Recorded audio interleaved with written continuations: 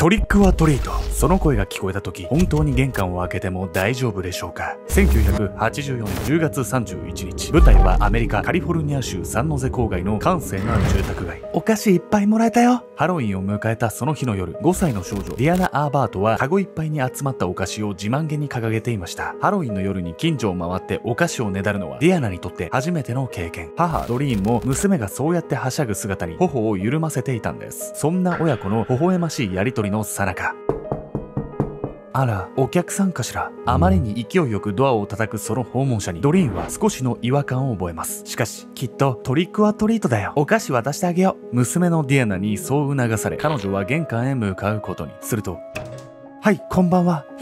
母ドリーンが玄関を開けると、そこに立っていたのは狼男。子供にしては大柄なそのお化けを前に、ドリーンは一瞬で凍りついてしまいます。なぜなら、狼男はその手に、本物のナタをぶら下げていたから。ハロウィンの夜にやってきた不審な狼男。大きなナタをぶら下げたその人物は一体何者なのか。ここから親子が体験する決められたハロウィンの全貌とは。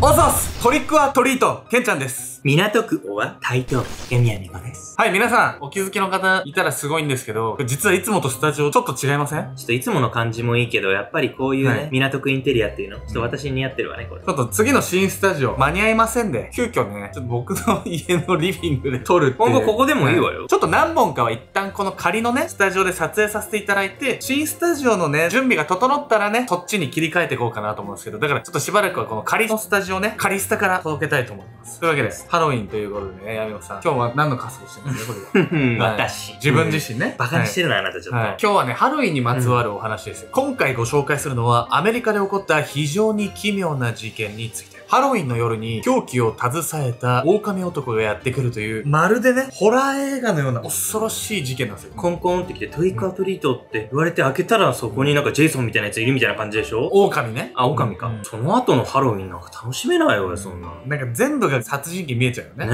え。そんなわけでね、この親子を襲った恐怖っていうのは、トラウマっていう言葉なんかじゃね、言い表せないような恐ろしい体験だったんですよ。それは一体どんなものだったんでしょうか。最悪のトリックオアトリート。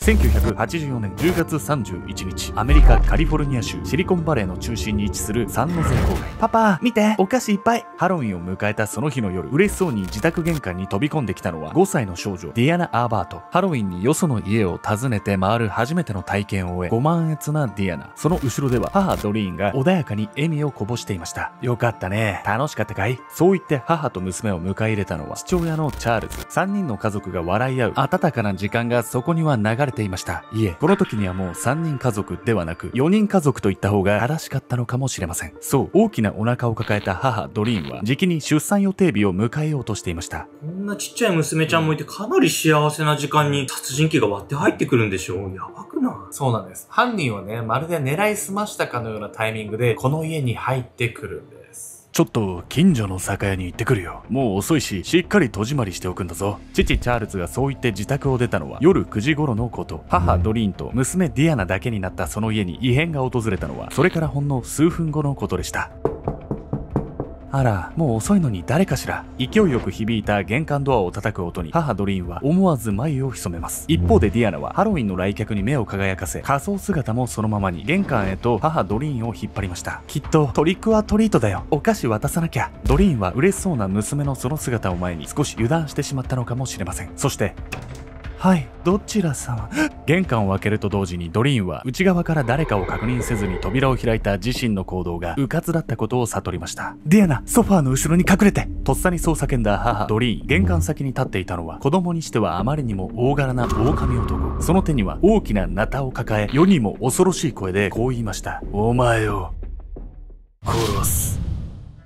怖すぎる。何？いつもだったらさ、不審者がいるって通報されるとこもうハロウィンだからどうしようもないわよ、もう。アメリカではね、ハロウィンの仮装をして他人の家にこう入ったりするっていうのは習慣としてはあるっちゃあるものなんですよ。なのでね、そういったこう習慣を利用してハロウィンという文化が犯罪者に利用されるっていうのは珍しくないんです。というわけで本日のメトラキーワード、ハロウィンの仮装について。ハロウィンは本来古代ケルト人の大晦日にあたる日、先祖の霊が帰ってくる日とされており、同時に悪霊も集まりやすいとされています。そのためお化けの仮装をして仲間に見せかけることで悪霊の目をごまかそうとしたことがハロウィンに仮装をする習慣の始まりとされているんです。このようにハロウィンは本来由緒あるイベントですが、近年では悪霊に扮するその習慣のために起こってしまう事件も少なくありません。例えば生産借り入りのキャンディーが配られたり、お菓子のカゴから拳銃を取り出して撃ったり、ハロウィンの習慣を利用する犯罪者は後を絶たないんです。狼男に扮し、その親子の元へやってきた殺人鬼。ここから母ドリーンと娘ディアナが体感した恐怖の時間とは。ソファーの後ろに隠れて、母ドリーンにそう促され、とっさにリビングのソファーの後ろへ潜り込んだディアナ。彼女は頭からかぶったブランケットをぎゅっと握りしめ、必死に息を潜めながら母と狼男が争う声を聞いていた。ブランケットの向こうから聞こえる母親の聞いたこともないような悲鳴と、何かを叩きつけるような鈍い音。ママ、ママ。何度となく聞こえてくる何かを切りつける音。ディアナはブランケットを口に押し込み、声を殺してその恐怖と戦っていた次の瞬間、聞こえてきたのは赤ん坊の泣き叫ぶ声。その声はだんだんとディアナのいるリビングへ近づいてくる。ディアナは恐怖のあまり耳を塞いだ。そして赤ん坊の声が止んだと思ったその時、恐る恐るブランケットをめくり顔を覗かせたディアナ。彼女の目の前にはソファーの隙間を覗き込む狼男の顔があった。その後、ドリーンと娘のディアナを自宅に残し、買い物へ行っていた夫のチャールズが帰宅。彼が自宅を開けていたのはほんの15分ほどの間でした。そしてチャールズは玄関の扉に手をかけてすぐ、その15分の間に何かよからぬことが起きたことを感じ取ります。おかしい。そう、チャールズは確かに酒屋へ出かける際、妻ドリーンにこう声をかけていました。もう遅いし、しっかり戸締まりしておくんだぞ。それにもかかわらず、玄関は開けっぱなしにされていたんです。胸騒ぎを覚えたチャールズはすぐさま家の中へ。するとそこでは妻ドリーンが全身血まみれで倒れていました。ドリーン、そんな。ドリーンはまだ息があったものの、首と腹部を深く傷つけられ、左手の手首から先がなくなっている見るも無残な状態。そしてディアナは無事か。すぐさまそう叫び始めたチャールズ。妻ドリーンの変わり果てた姿に気が気ではないのもそうでしたが、彼が何より優先すべきと考えたのは娘の安否の確認でした。血だまりで何度も滑りながらも必死の思いでリビングへたどり着いたチャールズ。するとテーブルの上には信じたくもない光景が広がっていました。そこに置かれていたのは、切り落とされたドリーンの左手とズタズタに引き裂かれた胎児でした。赤ちゃんお腹から引きずり出してまで殺したのも、なんでそんなひどいことすんのよ。ほんのね、15分家を開けただけで自分の愛する妻とね、お腹の中の子もズタズタにされるってもう絶望でしかないですよね。悔やんでも悔やみきれないわよ、そんなの。もうすぐ生まれてくるはずだった我が子の遺体を前に呆然と立ち尽くす夫チャールズ。その時でした。パパ。部屋の片隅から聞こえてきた今にも消え入りそうなか細い声。チャールズが声の方へ振り返ると、ソファーの後ろで膝を抱えて震えていたのは、そう、娘のディアナでした。ディアナ、本当によかった。無事だったんだな。ディアナへ駆け寄り、彼女を強く抱きしめた父チャールズ。ディアナはその腕の中で涙を流しながら、狼男が去り際に言い放った一言を思い出していました。俺のことを誰かに話したらお前も殺す。この後、妻ドリーンはお腹から引きずり出された我が子の後を追うかのように病院へ搬送される最中に息を引き取ります。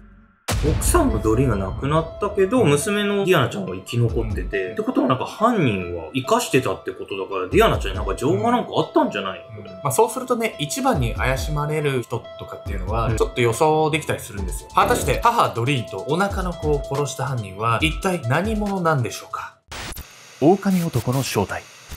違う、俺じゃない。無理やりパトカーに押し込まれ、声を荒げて暴れる夫チャールズ。そう、あの後、近隣住民の通報で警察が駆けつけると、家の中には大量の返り血を浴びたチャールズが。その状況から彼は妻子を殺害した犯人だと疑われ逮捕されたんです。しかし結局、夫チャールズはその日のうちに保釈されることに。返り血のように見えていたのは、彼が血だまりの中を何度も転んだり、発見時まだ息のあった妻ドリーンを介抱したりした際に付着したもの。何より現場に残されていた複数の証拠から、夫チャールズを犯人と決めるには無理があると判断されたんです。その証拠とは、外へ続く血痕と現場付近に落ちていた狼マスク。それらが示すのは狼男の逃走経路。その血痕の途切れ方から狼男は車で逃走したと考えられていました。夫チャールズが自宅へ戻ってきたのは狼男が逃走してからわずか数分後。このことは現場に居合わせた娘ディアナの証言からも明らか。チャールズがその数分の間に一度車で逃走し、再び現場へ戻って第一発見者のふりをしたとはどうにも考えにくかったんです。娘のディアナちゃん見逃ししてるあたりで、まあ一つの可能性として信じたくはないけど、夫のチャールズ疑っちゃってたけど、犯人ではなかったわけね。そうなんです。彼は犯人ではないんです。しかしですね、もう一人家族と因縁がある人物がいたんです。夫チャールズが保釈されてすぐ、警察は現場から5キロほど離れたとある民家へとやってきていました。マイケルさん、おられますよね。出てきてください。何度玄関チャイムを鳴らしても反応はありませんが、マイケルと呼ばれた人物の家の中からは明かりが漏れ、シャワーの音が聞こえていました。明らかに人の気配がするその状況に、警察はもう一度玄関チャイムへ手を伸ばします。すると、ようやく玄関へ姿を現したバスローブ姿の男。その男は警察からついさっき起こった殺人事件の説明を受けると、怪げそうに顔をしかめ、こう言います。僕に何の関係があるかはわかりませんが。すると警察は続けざまに言いました。亡くなったのは、あなたの元奥さんです。ドリーンの前の夫ってこと？それはなんか可能性十分にありそうね。そしてね、このマイケルという男が犯人であるということは、彼のね、自宅の状況からも明らかだったんです。被害者ドリーンの元夫であるその男の名はウィリアム・マイケル・デニス。彼は右手に包帯をしており、警察にそのことを尋ねられるとこう答えました。先日ナイフを投げて遊んでたら怪我をしてしまって。そうやっていかにも不自然な説明をしたマイケル。それが彼の苦し紛れのごまかしだったことは、この後の家宅捜索ですぐに明らかになります。警察がマイケルの自宅へ足を踏み入れると、脱ぎっぱなしの衣服や部屋の底かしこに血痕が。さらに警察は凶器となった刃渡り45センチのナタのラベルや購入時の領収書を発見。マイケルの右手の怪我は、このナタでドリーンやそのお腹の子を何度も切りつけた際にできたものでした。この他、マイケルの自宅ガレージには遺体袋や大人用の棺桶2つ、サンフランシスコ湾の地図など。そう、マイケルは元妻のドリーンを家族もろとも殺害し、海の底へ沈めるつもりでいたんです。ちなみに警察はマイケルが前年のハロウィンパーティーで今回の狼マスクと同じマスクを着用している写真も入手。このように到底言い逃れできない証拠が揃えられ、マイケルは元妻ドリーンとお腹の中の子を殺害した罪で起訴されるんです。自宅の様子見るにさ、かなり良い周到に準備してたみたいなんだけど、ちょっと家宅捜索のタイミングが思ったより早すぎて、隠蔽しきれなかった感じなのかしらね、もしかしたらね。でも一体どんな別れ方したらこんなひどい殺し方するの？実はね、離婚当初2人の仲っていうのはそんなに悪くはなかったんですけど、あることをきっかけにね、2人の仲っていうのは急速に悪化していくんです。そして確かにこの出来事っていうのは、なかなかやり場のない思いっていうのが出てきてしまうような出来事でもあるかなとも思うんですよね。壊れてしまった絆。事件から8年前の1976年。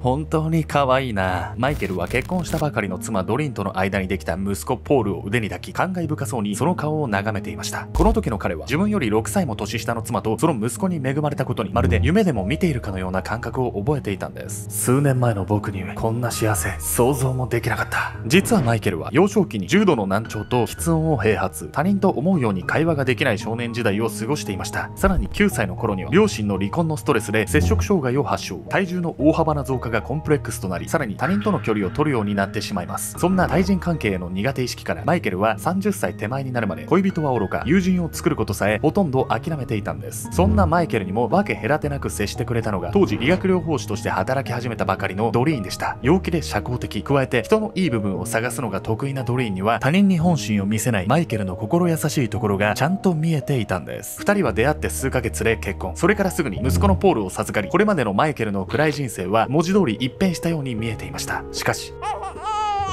もう限界。24歳と若かった妻ドリーンは慣れない育児に完全に疲弊。マイケルと2人で息子を育てていくのが無理だと悟ったドリーンは結婚から1年余りで彼に離婚を申し出るんです。詳しい事情は定かではないんですが、これまで他人との関わりを避けてきたマイケルのこと、妻のフォローにも行き届かない部分があったのかもしれません。ただマイケルは離婚後も息子ポールと定期的に面会、元妻ドリーンとも友人関係を続けており、彼女が次の夫チャールズと結婚してからも関係がこじれることはありませんでした。離婚しちゃったのは残念なんだけどさ、離婚した後も友達の関係で入れるっていうのはいいか悪いかっていうか悪くはない関係じゃない？まあいるっちゃいるもんね、離婚した後も会う夫婦とかね、こっからなんですよ。2人の仲が急速に悪化するようなある出来事が起こってしまったんです。1980年2月、それは息子ポールが4歳の誕生日を迎える1ヶ月ほど前のこと。なんだって？マイケルはその日、元妻ドリーンからのその連絡に言葉を失っていました。彼女は受話器越しに確かにこう言ったんです。本当にごめんなさい。今日ポールが亡くなったの。